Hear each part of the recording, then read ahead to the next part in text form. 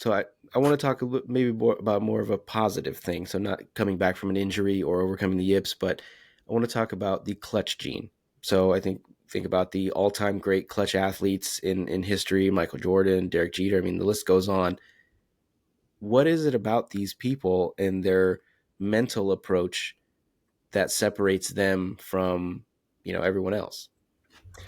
Yeah, as I've read about them and seen videos and this and that, like if I was going to summarize it into the one thing, I honestly would say it's their relationship with mistakes, where they do a beautiful balance of not accepting them. And this is the part that we all think is mental toughness, like not accepting it, nothing's ever good enough, and driving and the desire to get better, but also with an understanding that they never get crushed by their mistakes. They do learn from each and every one of them. So none of them like the mistake. None of them say that it's okay to make them, but they also don't miss opportunities to learn from it so they can approach and get better. And you've seen that with all the greatest athletes. Even as they get older and their physical skills are declining, in some ways they're getting better.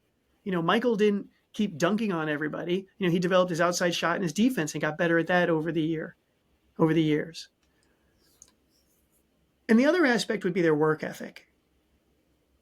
I mean, no matter how much talent somebody has, the greatest of the great have just these unbelievable work ethics that you just can't imagine. They sacrifice literally everything to get to that highest level.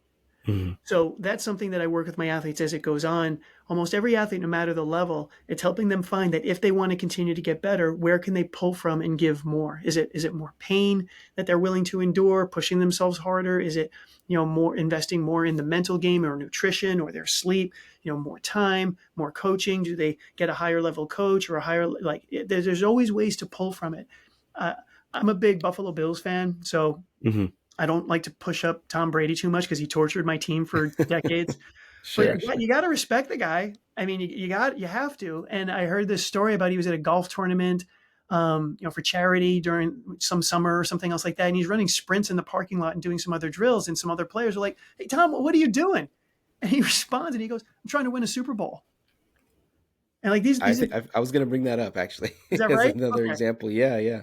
Like I don't know. Uh, Like sometimes I'm like, are these like like Batman stories? Like they're just like urban legends, or do these things really happen? So, but it's like, and you see that, and you know about Kobe too, that he'd get there, he'd work out before anybody would be there, then go back into his car and nap and wait for Phil Jackson to knock on and be like, okay, let's go to practice, and yeah.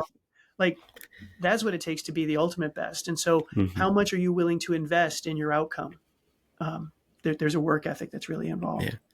Yeah, I mean, Kobe would be there at 3, 4 o'clock in the morning, do shoot around, all that stuff, like you said, work out, and yeah, the not that specific Tom Brady story, but I would hear that he's on vacation with his family and he's bringing his personal trainer with him, and they're doing drills on the beach, and he's doing all his rubber band exercises and all that stuff, and a lot of people do the hashtag no days off, but I think some people really take that seriously Yeah. and take it to heart, and I think that that's the mental toughness, right? Is being able to do the same thing every day over and over and not being, fatigued by it, not being bored of it because you know that the end goal is Well, I'm going to challenge oh, you on a couple things. oh please. You can be bored about it. You can be fatigued by it, but how? Okay. And because we can't control our emotions, but you still do it anyway.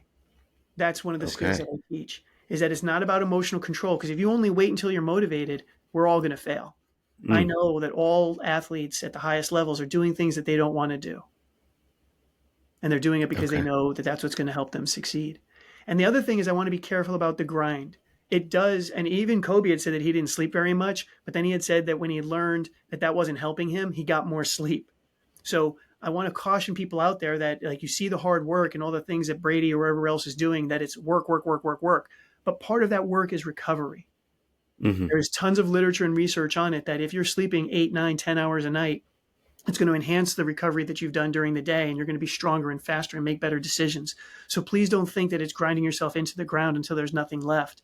Part of that grind includes science informed recovery, sleep, nutrition, and things of that nature. And you'll see that Brady, for example, was very strict about his diet, his sleep routine, And a lot of those exercises that he was doing was recovery so that he could play well into his 40s at that high level. Hmm. So I'm going to say it one more time, please be careful about the grind idea. It's not Yeah. running yourself into the ground. That doesn't help anybody. Okay. Yeah, I think of Brady and LeBron as the two best examples of that approach where I mean, there's reports that LeBron spends, a few $1 million a year on Yep. his body in terms of, recovery, massages, the food, all that stuff, just to make sure that for all the work that he's doing, he's probably doing just as much or more recovery.